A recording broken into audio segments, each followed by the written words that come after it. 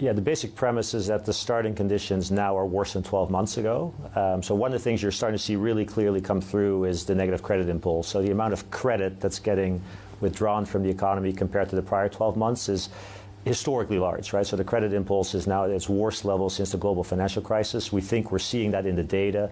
You've got margin compression in the U.S., which is a good precursor to layoffs, right? So U.S. margins are under more pressure for the economy as a whole than in Europe, for instance, which is surprising. You've got private payrolls, ex-healthcare, growing at close to zero, right? And then fiscal becomes a bit tighter. Everyone knows about the student loan payments resuming. There's some stimulus rolling off. And so when you look at the U.S., what's different about the U.S. versus all the other countries we really look at is there's a massive gap between where real incomes are and where spending is. And so there's much more scope for that spending to fall down in terms of those income levels.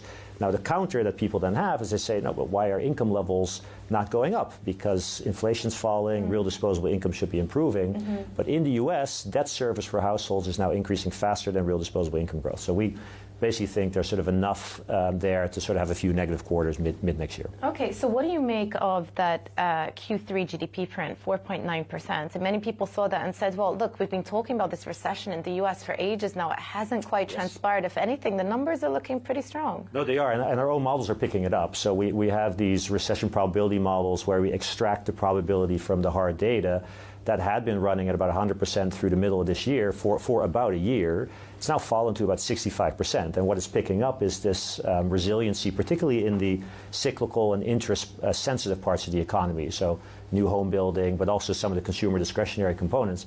And it's a little bit of a head-scratcher because we're right at this pivot point now where you should really start to see some consumer pressure, right? So student loans alone is going to take $100 billion out of consumption.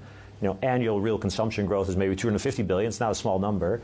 You look at what's happening in the credit card data, right? That was 40% of U.S. consumption growth. That's under pressure. But then you get these retail sale prints in Q3, and you sort of think to yourself, I don't really understand anything. Exactly. Never underestimate the propensity of the U.S. consumer to spend. Yeah. But look, I mean, you just said at the beginning that you are expecting, I think, 1 or 2 negative quarters, consecutive quarters. So that's the technical definition of a recession. What does the Fed do then?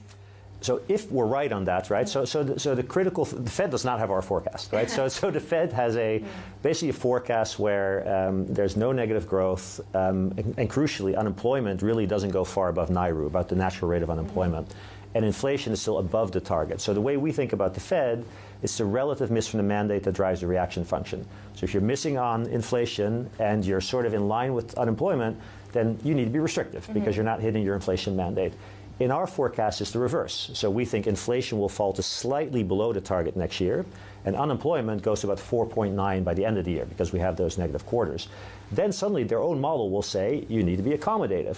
Now, of course, accommodative for them is 250, right? So if you're starting from sort of 5.5 type of level, they need to reverse all of that to become accommodative. And that's sort of, I think, where the market debate is, because even the banks, some of the other banks that have recession forecasts for the U.S., they do not have our Fed forecast because they have slightly different unemployment and inflation forecasts.